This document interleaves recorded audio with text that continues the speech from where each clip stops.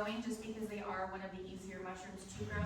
And there's different varieties of oyster mushrooms. We're talking about spring and fall foraging. We're going to talk about morels, and then if you guys have any questions. We will also have a printout of cost breakdown and items breakdown for if you do want to grow mushrooms. I think Jennifer's husband. My hubby went home to print them. We'll bring them back, and it's just I didn't know it was so cheap to just grow your own. You can just buy seeds and do all the stuff. It's really cool. So, yeah. We'll have that toward the end. So I guess a little bit about myself. My name is Serene. I consider myself a moderate mycologist, not amateur, but also not like well known.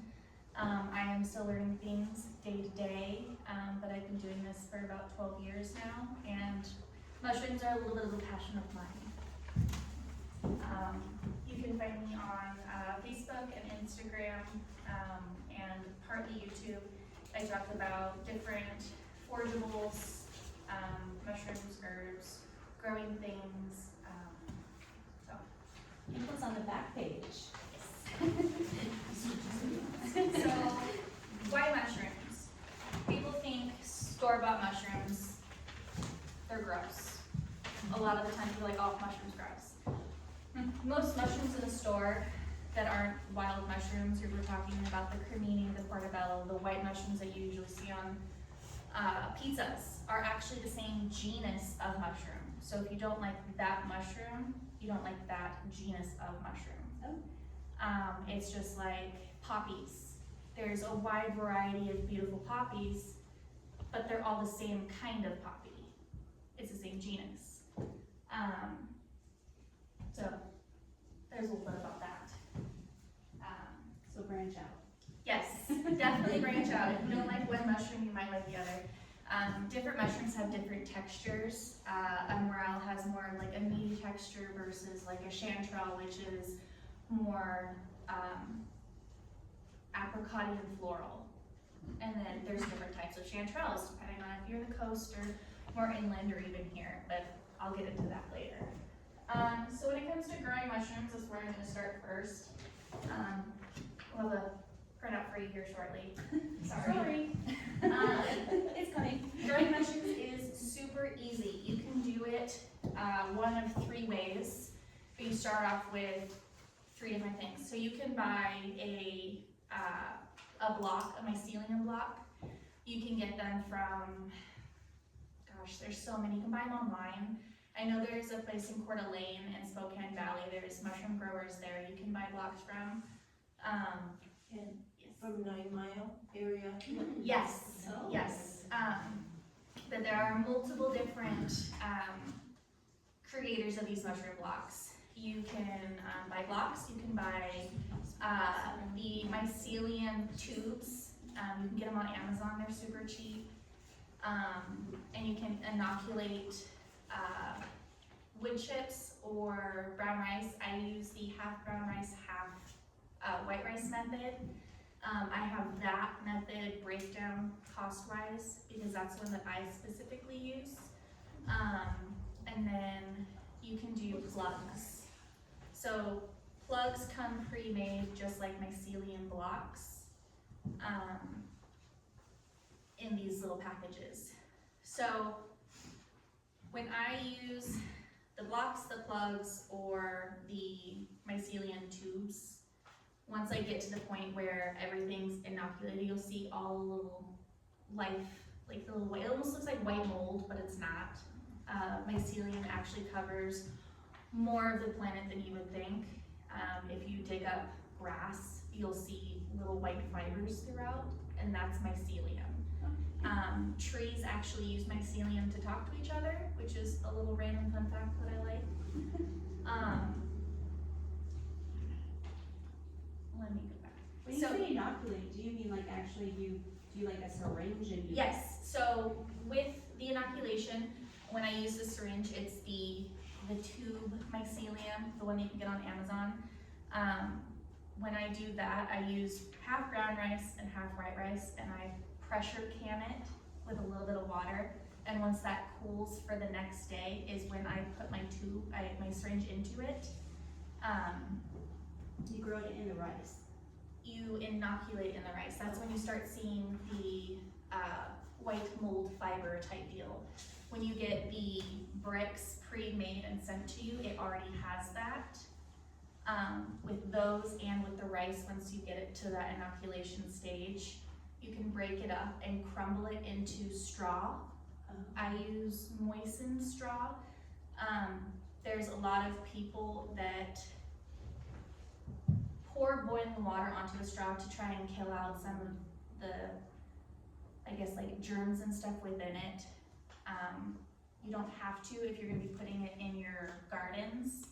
I like putting it in my gardens because it helps balance everything. You have different bugs that come in. It also aids with your growing, and you have little happy surprises in your garden.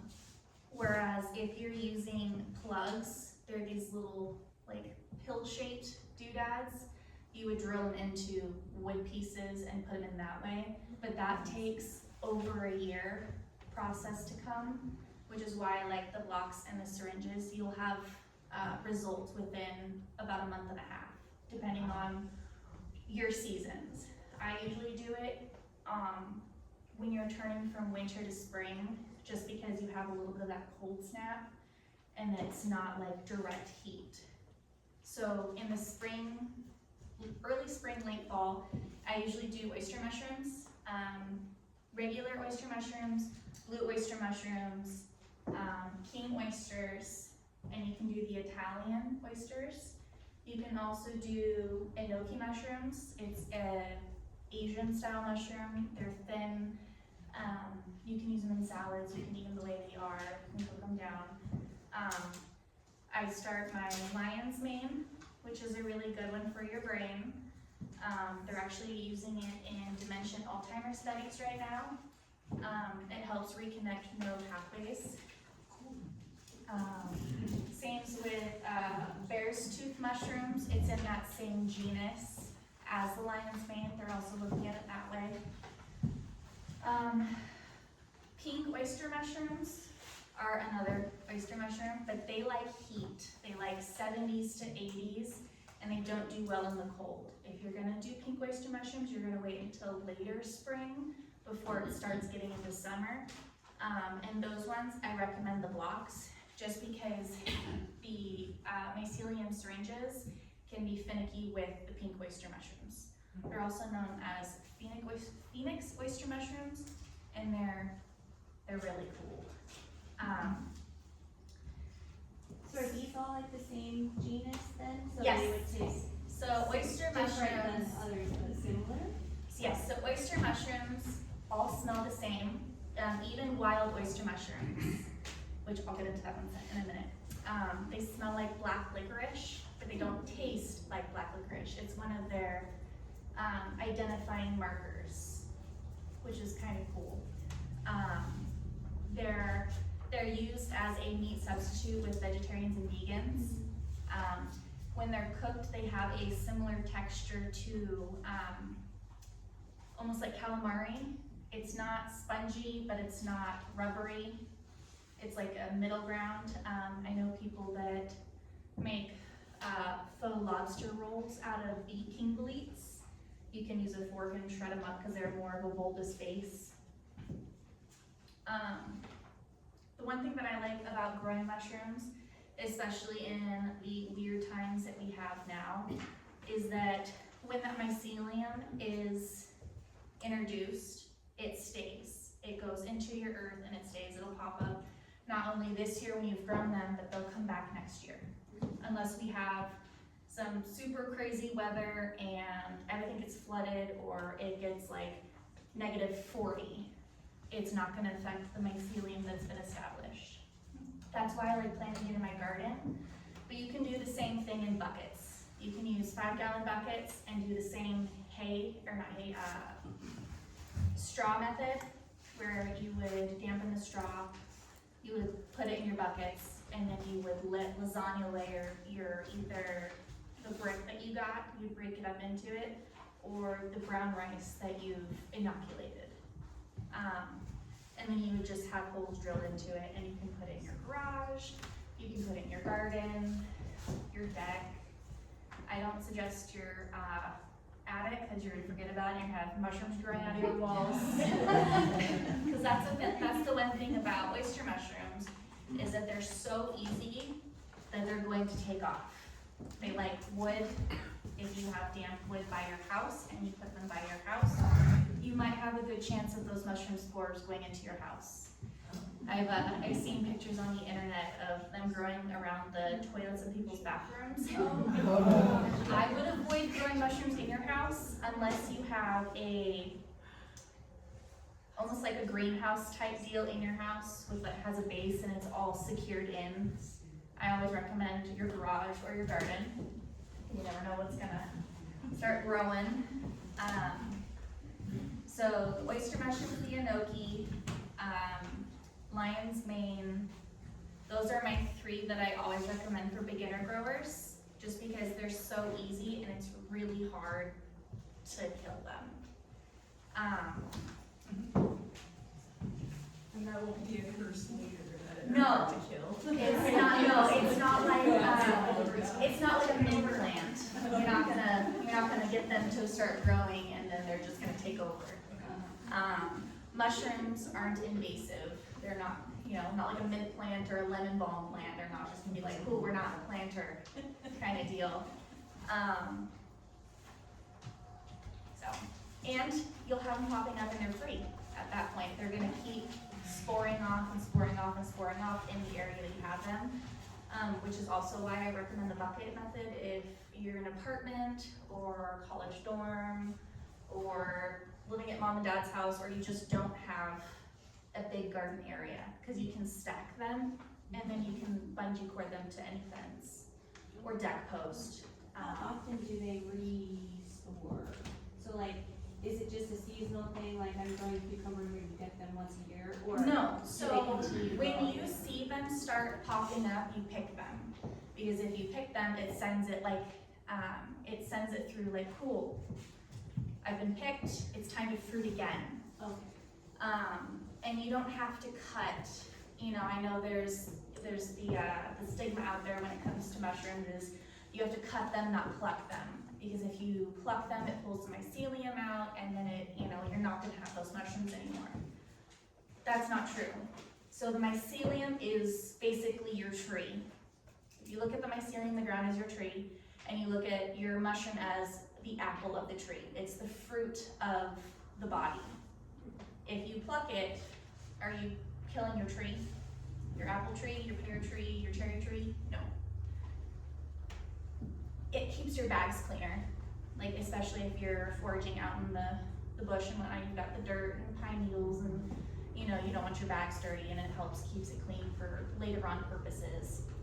But for the most part, it's not going to hurt the mycelium, it's not gonna hurt your fruiting for years down the road, it's not going to affect that aspect.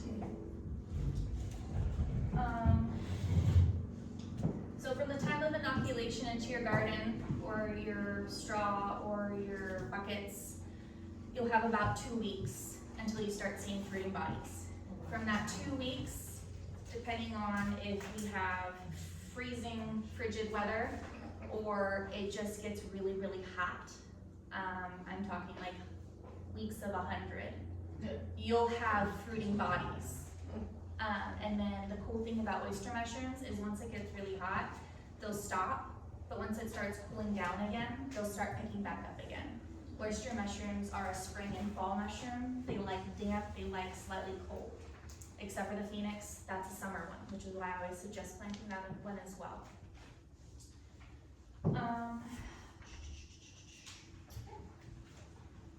Foraging. Can I just ask? Yes, of course. About the lion's mane, is it as easy as oyster mushrooms? Yes. Yeah, and Yep. same thing, is it just a spring, or is it like a spring fall, or? It's a throughout the year moment, unless it gets really, really hot, but then it will come back. The heat isn't going to kill off the mycelium, just it's the really, really cold snaps that you're gonna have to worry about, which is why I recommend in garden, because once it establishes into the ground, you'll be okay. The bucket method is really good for smaller spaces and